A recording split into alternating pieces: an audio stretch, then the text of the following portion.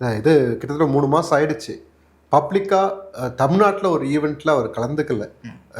Outdoor course ஈவெண்ட்ல ப்ரைவேட்டாக வந்து கரூர் மக்களை சந்திச்சதாக இருக்கட்டும், இல்லைனா காஞ்சிபுரத்தில் போயிட்டு ஒரு காலேஜில் இது பண்ணதாக இருக்கட்டும், அது வந்து ஒரு பப்ளிக் ஸ்பேஸில் பண்ணலை. பாண்டிச்சேரிக்கு லாஸ்ட் வீக் போயிருந்தார். பட் இந்த அளவுக்கான இது இல்லை. இந்த ஆரவாரமே வேறு. இங்கே நடக்கும்போது அதுக்கான இதுவே வேறு. ஈரோட்டில் நடக்கிறதுனாலும் நம்ம சென்னையில் இருக்கிற நமக்கு அந்த ஃபீலிங் இருக்கு இல்லையா? ஒரு எல்லா பேரியர்ஸும் பிரேக் பண்ணியிருக்காரு. எல்லாரோட எதிர்பார்ப்பையும் பூர்த்தி செஞ்சுருக்காரு. எதிர்கட்சிகள் வைக்கிற குற்றச்சாட்டுகளுக்கான பதிலும் வச்சுருக்காரு. ஒரு ஃபுல் பேக்டு தேவையான விஷயம் அரசியலில் என்னென்ன தேவைகளோ எல்லாமே அதில் அடங்கிருக்கு. அண்ட் அவருடைய ஸ்பீச்சில் முக்கியமான விஷயங்கள் நம்ம அப்படியே டீகோட் பண்ணலாம் ப்ரோ.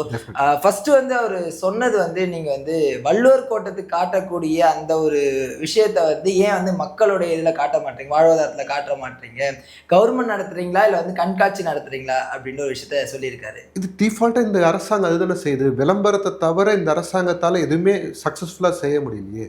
இங்கே எந்த திட்டமாக இருந்தாலும் அதுக்கு விளம்பரத்துக்கு பண்ணுற செலவை அந்த திட்டத்துக்கு முதலீடு பண்ணி அந்த திட்டம் இன்னும் நல்லா சிறப்பாக நடந்திருக்குன்றது தான் விஷயம். கல்வியில் சிறந்த தமிழ்நாடுன்னு சொல்லி நீங்கள் வந்து கல்வி அறிஞர்களை கூப்பிட்டு விழா எடுத்திருந்தா கூட வந்து அது பரவாயில்லன்னு விட்டுருக்கலாம். சினிமா நடிகர்களையும் சீரியல் நடிகர்களையும் கூப்பிட்டு தானே அந்த விழா எடுத்தீங்க.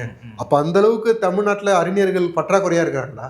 அப்போ அதுக்கு காரணம் நீங்களும் தானே, அதாவது நீங்களும் தானே காரணம்.